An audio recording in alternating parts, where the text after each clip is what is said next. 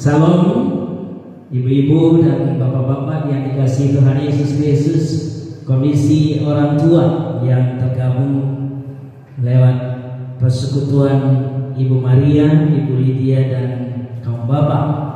Pada saat malam hari ini saya menyapa Bapak Ibu Saudara semua. Salam bagi kita semua. Tuhan kiranya memberkati sebagaimana adanya masing-masing pribadi di tempatnya, di rumah masing-masing. Salam sehat untuk kita semua dengan segala kondisi yang masih terus kita alami. Kita bersyukur atas waktu yang berharga ini. Kita boleh bersekutu dan mendengarkan sabda Tuhan. Mari kita berdoa terlebih dahulu. Allah yang kami sembah di dalam Yesus Kristus, kami bersyukur untuk kesempatan beribadah, bersekutu di dalam kasih-Mu, bersekutu di dalam firman-Mu, dalam kuasa-Mu, dan dalam nama Yesus Kristus kami serahkan pemberitaan sabda-Mu saat ini. Berfirmanlah Tuhan bagi tiap pribadi, Bapak Ibu, saudara-saudari yang boleh mengikuti acara ini.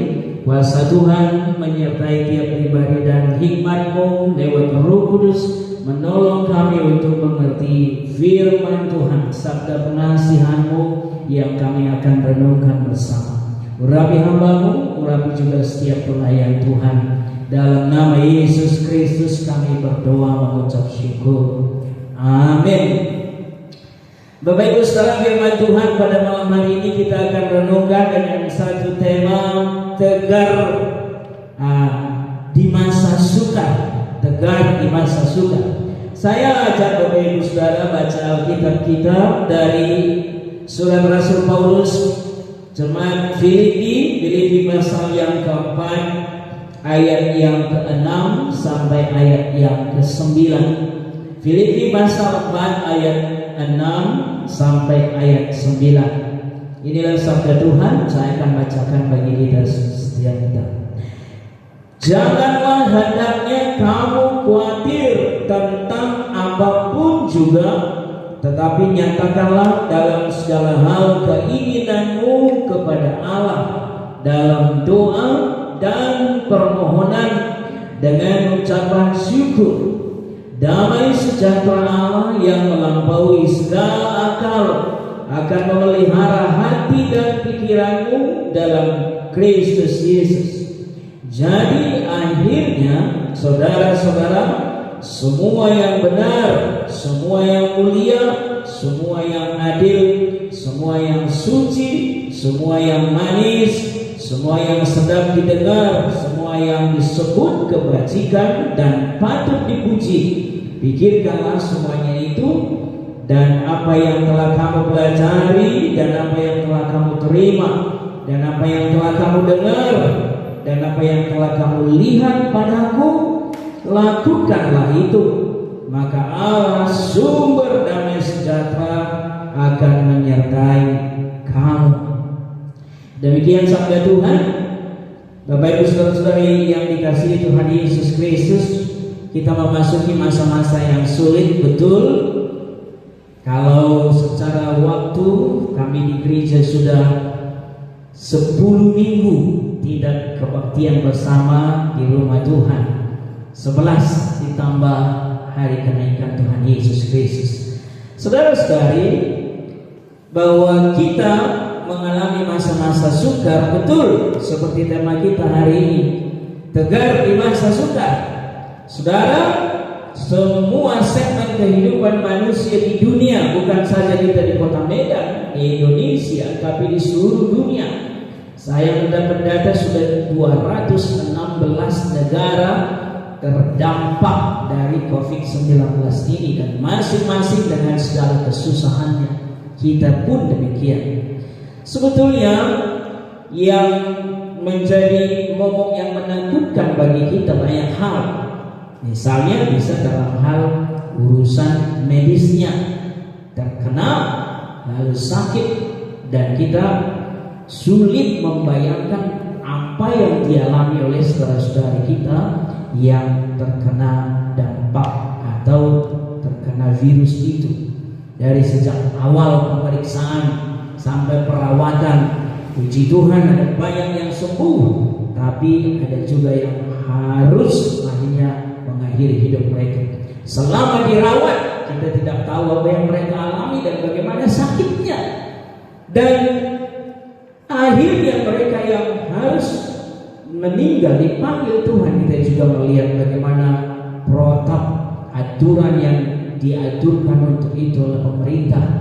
Yang menyedihkan adalah bahwa keluarga, famili tidak bisa mendampingi mayat itu, jenazah itu untuk dikuburkan.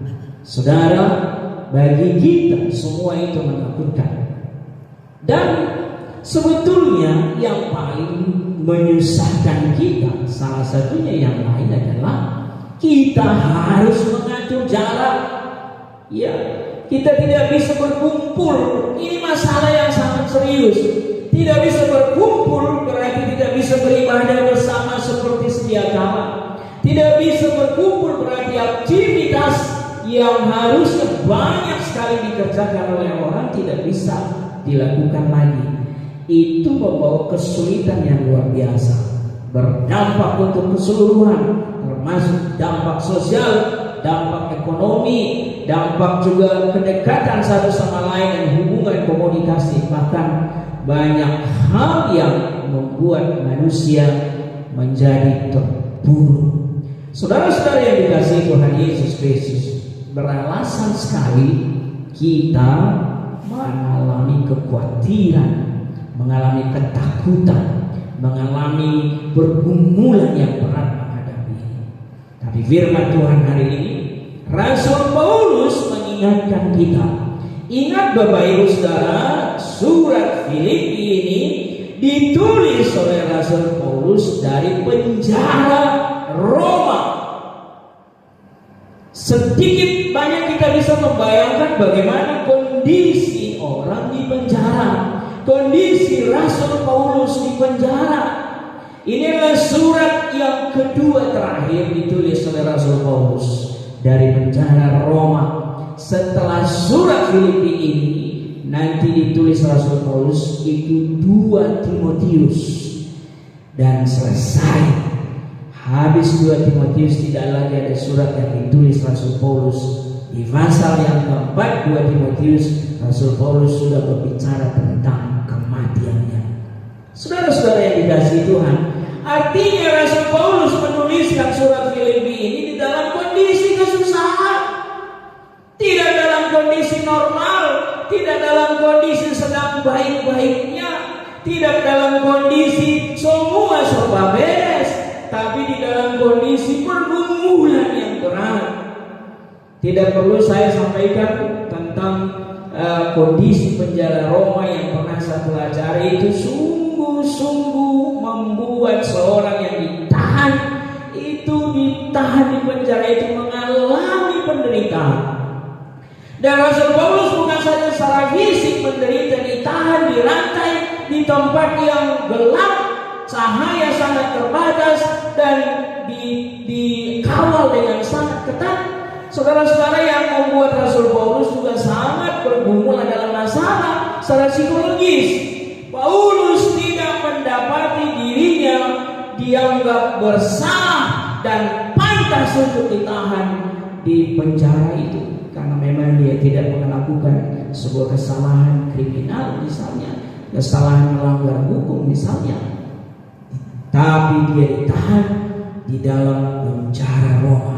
Tapi justru dari tempat itu, saudara yang dikasihi Tuhan, bacalah seluruh kitab surat Filipi ini. Saya sudah membacanya pasal 1 sampai pasal 4. Di dalam 4 pasal ini justru Rasul Paulus 14 kali mengajak membaca surat ini untuk bersukacita. 14 kali Rasul Paulus ulang-ulangi, bersukacitalah, bersukacitalah. Luar biasa, seorang yang ditahan di penjara mengajak orang bersukacita. Kita ambil situasi dari Rasul Paulus itu pada kondisi kita sekarang. Sama-sama sulit, bukan? Ya, Rasul Paulus di dalam segala pergumulan dan kesulitan penderitaannya mengajak kita bersukacita. Dan kita sekarang juga mengalami masa-masa sulit betul. Tapi faktanya sampai hari ini tiap pribadi di antara kita, Bapak Ibu Saudara, masih sehat. masih bisa mengikuti persekutuan ini kalaupun secara online. Setiap keluarga kita sejauh yang saya tahu dari semua keluarga besar yaitu DPA, tidak ada yang terdampak dalam arti kena virus COVID-19 itu. Puji Tuhan. Ya, saudara-saudara yang dikasihi Tuhan Yesus, secara keluarga semua anggota keluarga kita masih dipelihara Tuhan, masih makan 3 kali sehari bahkan lebih. Bahkan justru di masa-masa stay at home ini makin banyak ibu-ibu yang pinter-pinter memasak, ya, dengan macam-macam variasi masakannya. Saya bisa lihat itu di medsos. Saudara-saudara dikasihi Tuhan, banyak ide-ide baru bermunculan. Tiap pribadi menyatakan dirinya bahwa eksis dan dipelihara Tuhan. Terima kasih dan puji Tuhan untuk kebaikannya itu. Maka masa sukar ini, Bapak Ibu Saudara, mari kita tanggapi dan responi seperti firman Tuhan yang diajarkan lewat Filipi pasal 4 ini. Ayat yang ke-6 dikatakan, janganlah hendaknya kamu khawatir. Kekhawatiran semua momok yang harus dihindari oleh anak-anak Tuhan. Beralasan sekali kita khawatir dan secara manusiawi orang bisa khawatir. Termasuk hal-hal yang sedang kita alami sekarang. Kita khawatir di awal-awal pandemi ini muncul, kita khawatir dan sampai akhirnya melanda negeri kita, melanda kota Medan juga kita khawatir. Betul, itulah secara manusia. Tapi hari ini firman Tuhan mengajar kita justru bilang jangan khawatir. Ayat yang ke-6, janganlah hendaknya kamu khawatir tentang apapun juga, termasuk tentang pandemi COVID-19. Karena apapun juga, saudara-saudara yang dikasihi Tuhan Yesus, dan banyak firman Tuhan mengajarkan jangan khawatir. Tuhan Yesus ajarkan khotbah di bukit, tidak boleh khawatir. Terjemahannya sebetulnya jangan kamu khawatir. Di 1 Petrus pasal 5 juga diajarkan jangan khawatir. Di perjanjian lama pun Mazmur pasal 37 misalnya ayat 5, serahkanlah hidupmu kepada Tuhan dan percayalah kepadanya dan Ia akan bertindak. Firman Tuhan di Mazmur 55 ayat 23a, serahkanlah khawatirmu kepada Tuhan, maka Ia akan memelihara engkau. Khawatir manusiawi, tapi Tuhan bilang jangan khawatir. Saudara-saudara yang dikasihi Tuhan, karena khawatir itu sebetulnya itu menandakan bahwa kita tidak yakin lagi akan pemeliharaan Tuhan. Kita ragukan Tuhan. Ibarat seorang anak kecil selalu khawatir, padahal ada papanya di situ menjaga dia, ada mamanya, terus dia berkeluh kesah, terus dia menyatakan kekhawatirannya. Itu berarti dia meremehkan papanya, mamanya yang memelihara, menjaga dia. Sama kita kepada Tuhan, khawatir menandakan kita anggap remeh dengan kuasa Tuhan. Padahal kita katakan aku percaya kepada Dia, kuasanya dahsyat, tapi kita khawatir. Khawatir juga membuka jalan untuk membuahi dosa. Tambah 1 jadi 2, 2 jadi 3. 1 Petrus pasal 5 ayat 7 bilang jangan khawatir. Tapi di ayat yang ke-8-nya, saudara-saudara yang dikasihi Tuhan, saya baca sebentar kepada kita. 1 Petrus pasal 5 ayat yang ke-7 dan 8. Ayat 7 dikatakan, serahkanlah segala kekhawatiranmu kepadanya, sebab Ia yang memelihara kamu. Tapi ayat 8 dikatakan, sadarlah dan berjaga-jagalah, lawan musuh iblis berjalan keliling sama seperti singa yang mengaum-ngaum dan mencari orang yang dapat ditelannya. Apa hubungan ayat 7 dan ayat 8? Ayat 7 dibilang serahkan kekhawatiranmu. Nah, kalau kita balik tidak menyerahkan kekhawatiran, nah disitulah lawan kita, musuh kita, iblis mengambil bagian dalam hidup kita. Mulailah dia mempengaruhi pikiran, hati, dan akhirnya tindakan, keputusan-keputusan kita, perkataan kita, dari satu kesalahan berikutnya dan seterusnya, jadi banyak berbuah dosa hidup kita. Kekhawatiran juga akan menghimpit firman Tuhan.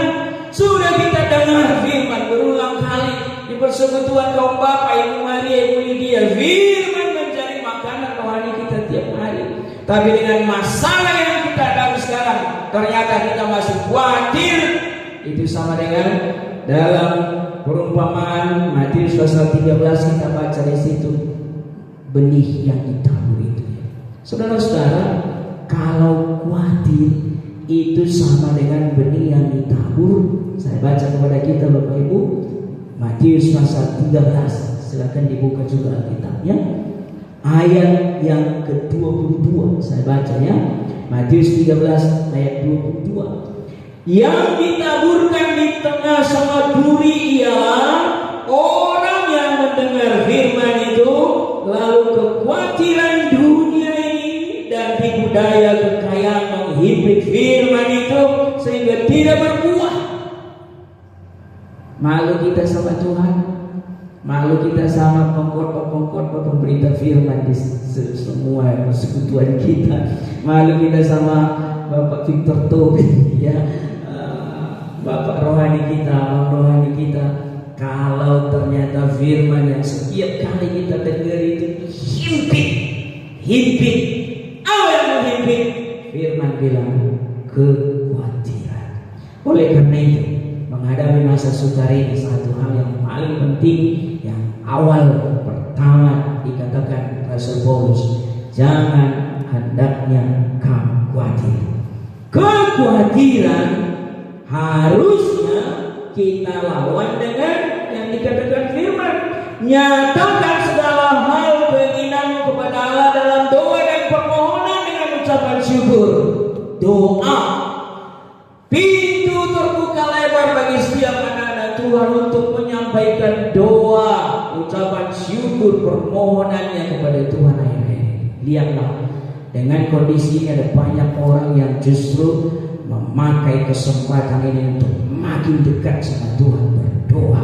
Di berbagai kota-kota di dunia ada banyak umat Tuhan. Mungkin selama tidak ada pandemi itu mereka lupa kepada Tuhan, mereka tidak ingat berdoa, mereka merasa mampu menjalani hidup tanpa pertolongan Tuhan. Tapi dengan adanya pandemi ini, mereka tersyukur berdoa bahkan di jalanan. Saudara lihat video-video yang beredar itu. Di jalanan mereka berkumpul sehati berdoa, memohon anugerah Tuhan, memohon belas kasihan Tuhan.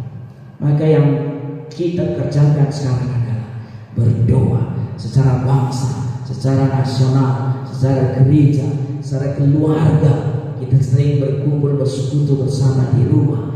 Pakai kesempatan berdoa. Sebab doa itu akan menolong kita untuk semakin teguh iman, semakin mengerti betapa Allah kita ajaib, dan di saat yang sama kita semakin sadar kita ini tidak sanggup berbuat apa-apa kalau Tuhan tidak menolong kita, kalau tidak Tuhan tidak berkarya. Lihatlah betapa rapuhnya sebetulnya manusia. Orang di waktu-waktu yang lalu bisa sampai ke bulan. Apapun teknologi begitu canggih, ya saudara-saudara, apa hasil dari teknologi yang paling canggih yang terakhir kita tahu? Misalnya ya, orang sudah bisa mau piknik kemana, ke bulan, ke Mars, sudah antri, ya kan? Ada mobil sudah bisa terbang, ya kan? Ada sepeda motor sudah bisa terbang, dan seterusnya, canggih luar biasa. Tapi ketika yang namanya virus, ya, saya tidak bisa menjelaskan secara ilmiah virus yang dimaksud, tapi hanya namanya virus melanda dunia, semua orang angkat tangan. Bahkan negeri adidaya sendiri pun seperti Amerika, angkat tangan. Kalau manusia sudah angkat tangan, pertolongan datang dari mana? Tidak ada yang lain kecuali hanya dari Tuhan. Maka berdoa kita, dan doa yang bertalu-talu, anak-anak Tuhan seperti kita yang terus memohon pertolongan Tuhan, berdoa makin dekat kita kepada Tuhan. Masih ada ucapan syukur seperti kata firman, betul, seorang yang masih mampu mengucap syukur, masih mengerti betapa baiknya Tuhan. Maka Rasul Paulus bilang, dan permohonan dengan ucapan syukur. Damai sejahtera ini adalah kunci dari segala sesuatu. Ketika kita sudah damai dengan Bapa, karena sudah dibereskan dosa kita oleh karya Yesus Kristus, kita damai dengan banyak orang, damai dengan diri kita sendiri, damai dengan dunia ini. Dan terakhir Presiden Jokowi bilang, berdamai dengan COVID-19 ini. Bukan berarti kita ya pasrah mau kena atau tidak, ya terserah, bukan. Tapi dengan situasi yang masih seperti ini, kita atur pola hidup kita atur format hidup kita, dan seterusnya. Damai sejahtera harus menguasai hati anak-anak Tuhan. Saudara, damai di Alkitab PLPB 290 kali. 200 kali di PL, 90 kali di B. Berarti Tuhan sebetulnya memberi damai di dalam hidup anak-anak Tuhan, umatnya. Begitu tegasnya damai, saudara-saudara. Eirene di PB ya, dan shalom kalau istilah di PL. Damai sejahtera yang dimaksud adalah keadaan hidup kita rasanya utuh, tidak lagi ada yang kurang. Kita mengalami berkat dari Tuhan, kita mengalami keselamatan, kita mengalami kesehatan, kita mengatur hidup secara tertib, kita berada di dalam kehidupan sebagaimana seharusnya, udah pas. Itulah damai sejahtera. Kita sudah merasa pas, pengaturan Tuhan di hidup kita sudah pas, penyertaan Tuhan di hidup kita sudah pas, cukup. Bagaimana Tuhan berkarya, kita nyatakan sudah, yang terbaik itu dari Tuhan. Itu orang yang mengatakan damai sejahtera di hati. Di saat yang sama, keluh kesah berarti sudah tidak ada, rasa takut, rasa khawatir sudah tidak ada. Itu Rasul damai sejahtera menyertai hati. Saudara, damai ini yang harus menguasai hati kita, dan itulah satu dari dua roh yang harus muncul di hidup kita. Dan damai sudah ditinggalkan Yesus dan Roh Kudus. Minggu kemarin kita sudah memperingati turunnya Roh Kudus, dan Roh Kudus itulah sesungguhnya menjadi sumber damai sejahtera di hidup kita. Mari hidup itu. Dan yang terakhir, Bapak Ibu Saudara-saudara yang dikasihi Tuhan Yesus Kristus, Rasul Paulus ketika mengajak kita tidak khawatir dan terus menaikkan doa lebih dekat kepada Tuhan, saat teduh jalan, baca firman jalan, bagaimana kita juga berdoa jalan. Ini adalah siklus perputaran hidup anak-anak Tuhan. HPDT ya, ini hubungan pribadi dengan Tuhan. Kita sudah alami dan tetap pertahankan, nikmati sungguh-sungguh. Lalu di ayat yang ke-8-9 itu Rasul Paulus mengajak kita untuk tetap membangun sebuah karakter, sebuah keteladanan di dalam hidup anak-anak Tuhan.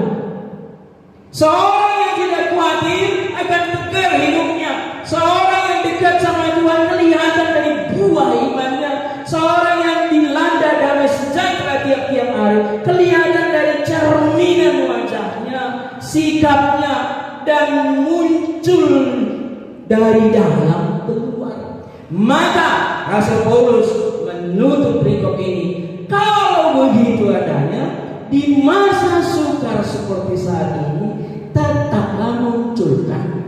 karakter terbaik dari hidup kita sebagai anak Tuhan. Karakter itu ada di dalam daftar yang ditulis.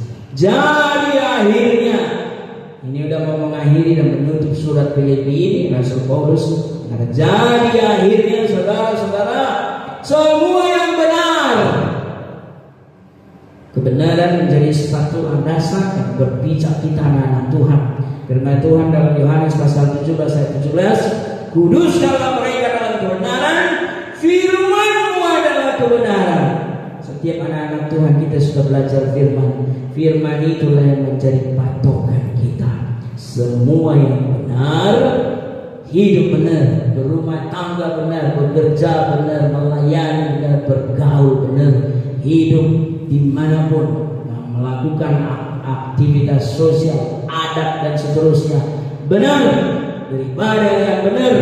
Lalu dikatakan lanjutan dari firman itu, semua yang mulia, hal-hal yang dipikirkan Tuhan, yang kudus, yang mulia, hal-hal yang tidak tercela, yang tidak mengotori pikiran, tidak mengotori emosi kita, tidak mengotori tingkah laku kita, hal-hal yang bersifat adil, di mana kita mengerti betul atas hak-hak orang. Kita tidak akan merugikan orang lain, kita tidak akan mengambil keuntungan di atas penderitaan orang lain. Semua yang suci, standar kita adalah Allah yang maha suci, kudus. Kita sudah dikuduskan dengan darah Yesus Kristus, dan Roh Kudus masuk ke hidup kita. Suci menjadi standar. Bahasa lainnya adalah kudus. Kuduslah kamu, sebab aku kudus, kata firman Tuhan. Semua yang manis, senang mendengarnya, manis. Mulai dari wajahnya manis sekali, tampilan manis, tutur kata manis, tingkah laku manis, dan seluruh kehidupan yang 24 jam orang sedang manis, dalam arti orang terberkati dengan cara hidup kita. Sedap didengar, kita rindu hal-hal yang sedap didengar. Ada berita baik, ada berita baik, kurangi berita buruk. Jadi kalau bermedia sosial Bapak Ibu nggak usah terlalu rajin mengupload berita-berita buruk. Sudah sekian ribu korban, sudah sangat kerusuhan yang sangat terjadi. Nggak usah. Berita-berita baiknya aja kasih tahu. Wah, sembuh sekian orang. Oh, di sana ada kerjasama gotong royong. Di sana ada orang kesusahan tapi ada banyak orang menolong, dan seterusnya dan seterusnya. Dan hal-hal yang sifatnya didengar baik, yang sedap didengar. Ya, saya mengajak banyak orang, hal-hal yang berita-berita buruk kurangi dulu ya. Dan tontonan-tontonan di televisi itu kurangilah hal-hal yang sifatnya membuat kita makin ketakutan. Ya, terus semua yang disebut kebajikan, bajik itu baik, benar, tindakan yang bisa meringankan hidup orang lain, menolong orang, patut dipuji. Ya, segala sesuatu dari tindakan anak Tuhan harusnya dunia ini bisa melihat hal yang baik. Dipuji Tuhan kita karena kita menyatakan teladan lewat hal-hal yang bisa kita tunjukkan. Semua yang dikatakan pikirkanlah itu. Ini kunci dari segala pergerakan hidup kita. Dari pikiran, ada turun ke hati, turun ke emosi, turun ke macam-macam tindakan kita. Pikiran kita sudah kita serahkan sama Tuhan. Pikiran itu menjadi pikiran yang jernih, yang waras, memikirkan hal-hal yang baik. Dan akhirnya yang 9, Rasul Paulus mengatakan, dan apa yang telah kamu pelajari, lihat, kamu pelajari, dan apa yang telah kamu terima, dan apa yang telah kamu dengar, dan apa yang telah kamu lihat, lengkap sudah.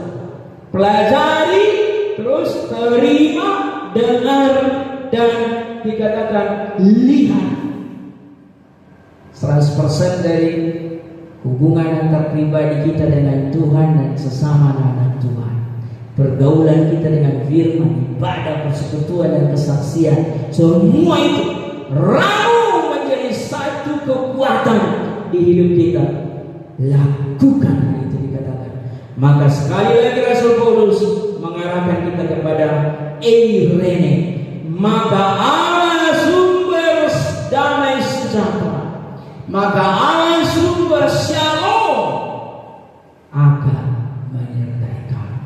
Saudara yang dikasihi Tuhan, inilah yang dapat kita kerjakan sekarang.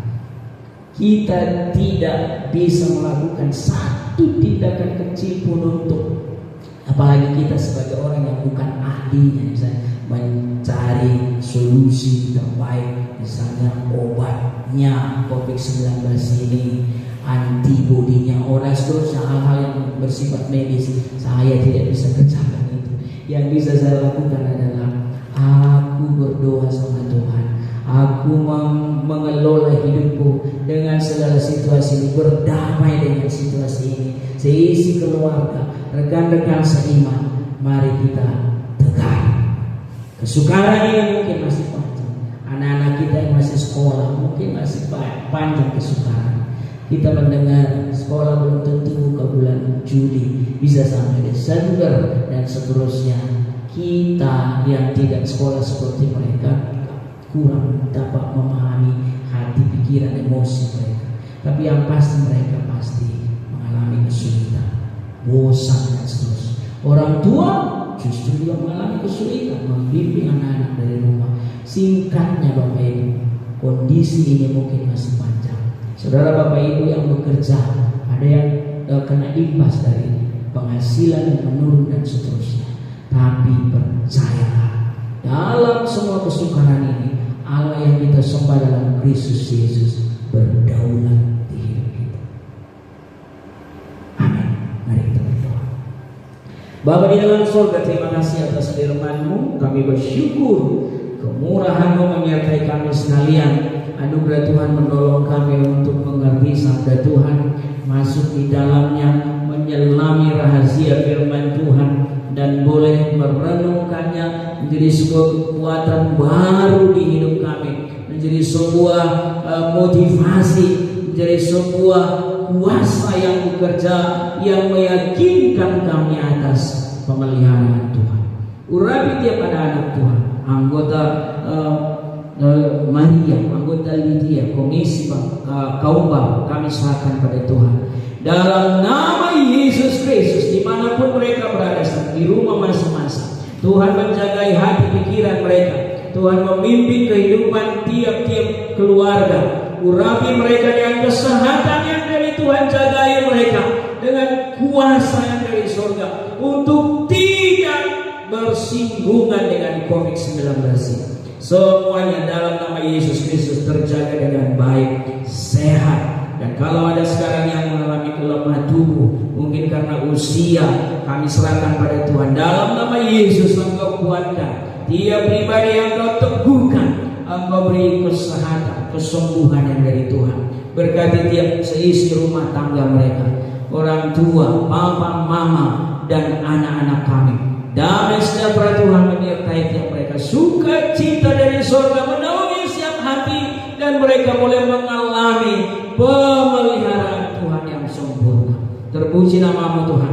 Berkatilah juga setiap pemerintahan kami, bangsa kami, semua orang-orang yang dipakai Tuhan mengatur situasi, termasuk saudara-saudara kami yang berjuang di rumah sakit, para medis, dokter, dan seluruh orang yang Tuhan pakai di rumah sakit. Dalam nama Yesus, urapilah mereka, kuasai hidup mereka supaya mereka juga terjaga dengan baik, tetap sehat. Terima kasih Bapak. Semua pelayanan di EPDP yang dalam nama Yesus kami serahkan, baik komisi anak, pelayanan anak, pelayanan siswa, pemuda, dan pelayanan-pelayanan orang tua di sektor-sektor. Dalam nama Yesus, Tuhan tetap memelihara, memberkati setiap orang yang kami layani. Benih firman yang selama ini kami pelajari tetap bekerja menguatkan tiap pribadi. Terima kasih Bapak. Berkati juga acara persekutuan malam ini. Kalaupun lewat siaran yang online seperti ini, kami tahu Tuhan bekerja di dalam. Dalam nama Yesus Kristus kami berdoa. Amin.